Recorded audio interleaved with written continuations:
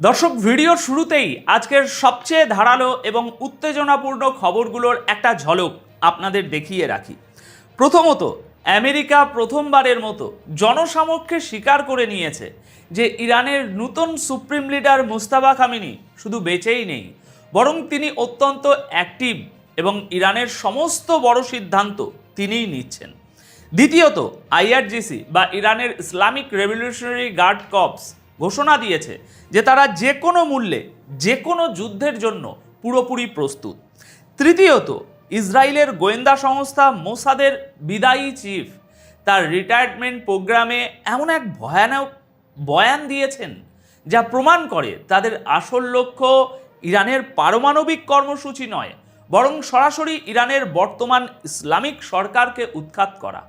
এবং সবশেষে সবচেয়ে চমকপ্রদ খবরটি হলো ইরানের ভিতরেই ইসরায়েলের একটি গুপ্তচর বাহিনীর উপস্থিতির স্বীকারোক্তি, যারা সাধারণ মানুষের ছদ্মবেশে বছরের পর বছর ধরে একটু একটু করে অস্ত্র পাচার করে ইরানের ভিতরেই একটা ভয়াবহ নেটওয়ার্ক তৈরি করেছে। তো চলুন মূল আলোচনায় ঢোকা যাক।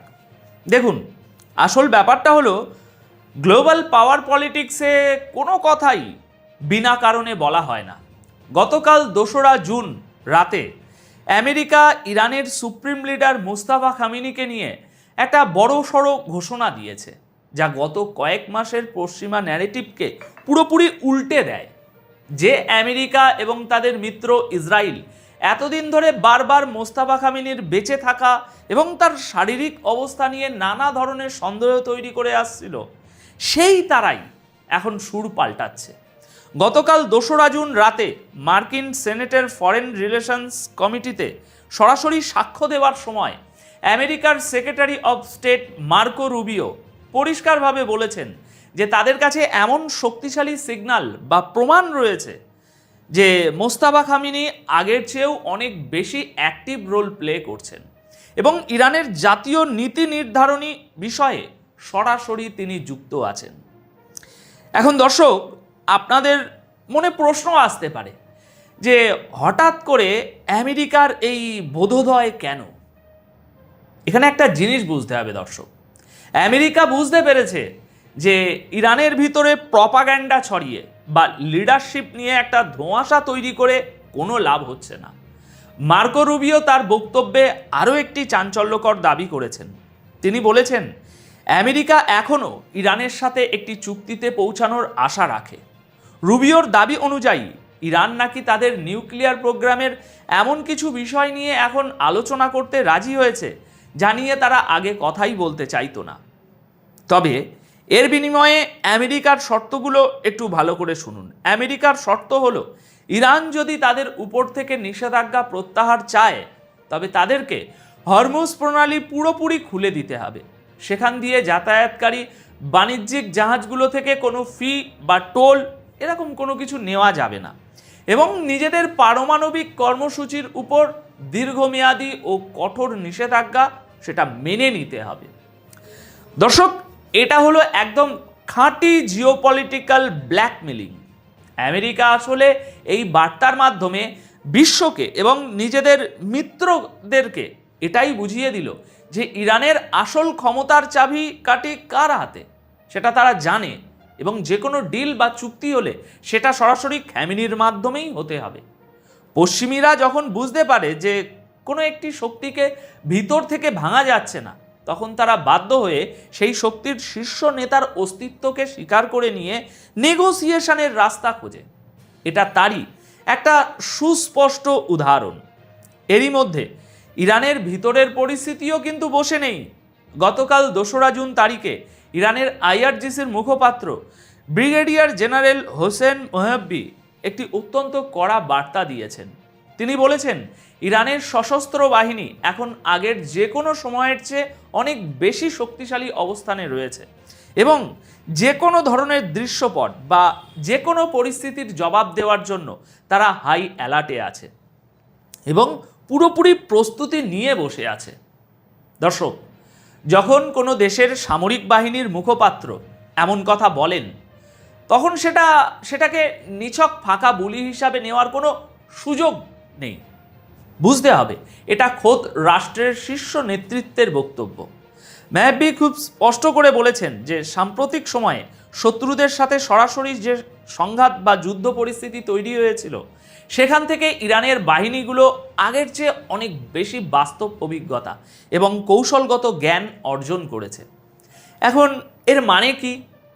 এর মানে হলো পশ্চিমা বিশ্ব এবং ইসরায়েল এতদিন ধরে যে ছায়া যুদ্ধের খেলা খেলছিল, ইরান এখন সেই খেলার নিয়মটা খুব ভালোভাবে বুঝে গেছে। তারা এখন আর শুধু ডিফেন্সিভ মুডে নেই, বরং যে কোনো অ্যাটাকের কাউন্টার দেওয়ার জন্য তারা তাদের সামরিক পরিকাঠামোকে নূতন অভিজ্ঞতার আলোকে ঢেলে সাজিয়েছে। এটা মূলত পশ্চিমাদের প্রতি একটা ক্লিয়ার কাট ওয়ার্নিং যে যদি কোনো ধরনের সামরিক চুক্তিতে তারা না আসে এবং বল প্রয়োগের চেষ্টা করে, তবে ইরান আর চুপচাপ মার খাবে না। কিন্তু দর্শক, পর্দার আড়ালে ইসরায়েলের আসল গেম প্ল্যানটা কি সেটা পরিষ্কার হয়ে যায় আমাদের পরবর্তী খবরে। গতকাল 2রা জুন সামনে আসা আরেকটি ইসরায়েলি রিপোর্ট পুরো সমীকরণটা নগ্ন করে দিয়েছে। এই রিপোর্টে জানানো হয়েছে যে মোসাদের চিফ ডেভিড বার্নিয়া, যিনি সম্প্রতি অবসরে গেছেন, তিনি তার বিদায়ী অনুষ্ঠানে ইরানকে নিয়ে অত্যন্ত কঠোর এবং আগ্রাসী কিছু কথা বলেছেন। ডেভিড বার্নিয়া পরিষ্কার বলেছেন গতকাল যে ইসরায়েল এবং মোসাদের কোনোভাবেই ইরানের ইসলামী নিজাম বা সরকারকে উৎখাত করার লক্ষ্য থেকে পিছিয়ে আসা উচিত নয় এবং ভালো করে শুনবেন, এই মিশন যে কোনো মূল্যে জারি রাখতে হবে। দেখুন দর্শক, এই কথাটা কিন্তু সাধারণ কোনো কথা নয়। বছরের পর বছর ধরে পশ্চিমা মিডিয়া এবং ইসরায়েল দুনিয়াকে এই বলে বোকা বানিয়ে আসছিল যে তাদের মূল দুশ্চিন্তা হলো ইরানের পারমাণবিক বোমা। তারা বলতো ইরানকে পরমাণু অস্ত্র বানানো থেকে আটকাতেই তারা স্যাংশন দিচ্ছে বা বিভিন্ন অপারেশন চালাচ্ছে। কিন্তু ইরান সবসময় দাবি করে আসছিল যে পারমাণবিক ইস্যুটা শুধু একটা বাহানা মাত্র। পশ্চিমা এবং ইসরায়েলের আসল টার্গেট হলো ইরানের স্বাধীন ইসলামিক রাষ্ট্র ব্যবস্থাকে ধ্বংস করা এবং সেখানে এমন একটা পুতুল সরকারকে বসানো যারা পশ্চিমাদের কথায় উঠবে আর বসবে। আজ ডেভিড বার্নিয়া, যিনি নিজে মোসাদের একটা দুর্ধর্ষ গোয়েন্দা সংস্থার প্রধান ছিলেন এবং যিনি ইরানের রন্ধ্রে রন্ধ্রে মোসাদের গুপ্তচর নেটওয়ার্ক বিছিয়েছেন, তার মুখ থেকেই এই সত্যটা আজ বেরিয়ে এলো। তিনি নিউক্লিয়ার প্রোগ্রামের চেয়েও এই যে রিজিম চেঞ্জ বা শাসন ব্যবস্থা পরিবর্তন, এর উপর সবচেয়ে বেশি জোর দিয়েছেন। এর মানে হলো 2026 সালের এই যুদ্ধের ডামাডোলের পরেও ইসরায়েল তাদের আসল জিওপলিটিক্যাল এজেন্ডা থেকে এক চুলও সরে আসেনি। আইআরজিসি যতই কড়া বার্তা দিক না কেন, ইসরায়েলের পলিসি মেকাররা এখনও ইরানের ভিতর থেকে তাদের সিস্টেমকে কোল্যাপস করানোর স্বপ্নে বিভোর হয়ে আছে এবং এই রিজিম চেঞ্জের ব্লুপ্রিন্ট যে কতটা গভীরে প্রথিত ছিল তা বুঝতে হলে আমাদের আজকের সবচেয়ে ভয়ঙ্কর খবরটি এবার একটু বিশ্লেষণ করতে হবে। গতকাল 2রা জুন প্রকাশিত আরেকটি ইসরায়েলি রিপোর্টে এমন কিছু দাবি করা হয়েছে যা যে কোনো থ্রিলার সিনেমাকেও হার মানাবে। এই রিপোর্টে সরাসরি স্বীকার করে নেওয়া হয়েছে যে ইরানের ভিতরে ইসরায়েলের একটি বিশাল গুপ্তচর সেনাবাহিনী লুকিয়েছিল। এই রিপোর্ট অনুযায়ী গত বছর অর্থাৎ 13ই জুন 2025 তারিখে যখন ওই অপারেশন রাইজিং লায়ন শুরু হলো, তখন সেই অপারেশনের প্রথম আঘাতটা কিন্তু বাইরে থেকে আসেনি, এসেছিল ইরানের ভিতর থেকেই। এই যে হিডেন আর্মির সদস্যরা, এরা দেখতে একদম সাধারণ ইরানি নাগরিকদের মতোই ছিল, কিন্তু তারা মূলত মোসাদের স্লিপার সেল হিসাবে কাজ করছিল। এই মানুষগুলোকে গোপনে ইসরায়েলে নিয়ে গিয়ে জেমস বন্ড স্টাইলে হাই লেভেল ট্রেনিং দেওয়া হয়েছিল। এরপর তাদের আবার ইরানে ফেরত পাঠানো হয়। তারা বছরের পর বছর ধরে সাধারণ ইরানিদের মতো জীবনযাপন করছিল এবং শুধু সঠিক সময়ের অপেক্ষায় ছিল। কিন্তু সবচেয়ে বড় প্রশ্ন হলো, তারা এত অস্ত্র পেল কোথায়? দর্শক, এখানেই আসে গোয়েন্দা ব্যর্থতার সবচেয়ে বড় জায়গাটা। রিপোর্টে দাবি করা হয়েছে যে ড্রোন, মিসাইলের যন্ত্রাংশ এবং বিভিন্ন অন্যান্য আধুনিক অস্ত্রগুলো আস্ত অবস্থায় আনা হয়নি। এগুলোকে ছোট ছোট টুকরো করে ভেঙে এমন সব জিনিসের ভিতরে লুকিয়ে বর্ডার পার করা হয়েছিল যা দেখে কারো কোনো সন্দেহ হবে না। যেমন ধরুন কৃষিকাজের সার, সাধারণ খাবার দাবার, শিশুদের খেলনা বা নিত্য প্রয়োজনীয় যেসব যন্ত্রপাতি, সেই যন্ত্রপাতির ভিতরে করে এই পার্টসগুলো একটু একটু করে ইরানে ঢোকানো হয়েছে। এরপর সেই স্লিপার সেলগুলো নির্দিষ্ট সেফ হাউসে বসে ওই পুতুল বা সারের বস্তা থেকে পার্টস বের করে সেগুলো জোড়া লাগিয়ে আস্ত ড্রোন বা আস্ত একটা অস্ত্র তৈরি করেছে। 13ই জুন 2025 তারিখে যখন বাইরে থেকে মূল যুদ্ধ শুরু হওয়ার কথা, তার ঠিক কয়েক ঘন্টা আগে এই হিডেন আর্মি ইরানের ভিতরে থাকা আইআরজিসির যেসব বড় বড় কমান্ডার এবং স্ট্র্যাটেজিক টার্গেট, সেই টার্গেটগুলোর উপর একযোগে হামলা চালায়। মূলত যুদ্ধের শুরুর দিকের সবচেয়ে বড় ক্ষতিগুলো এরাই করেছিল। দর্শক, এই জায়গাটা একটু গভীরভাবে চিন্তা করুন। যদি এই রিপোর্টের সামান্য অংশও সত্য হয়, তবে এটি প্রমাণ করে যে আধুনিক যুগের যে যুদ্ধ, সেটা শুধু ফাইটার জেট, মিসাইল এইসব দিয়ে লড়া হয় না। আসল যুদ্ধটা হয় ঘরের ভিতরে।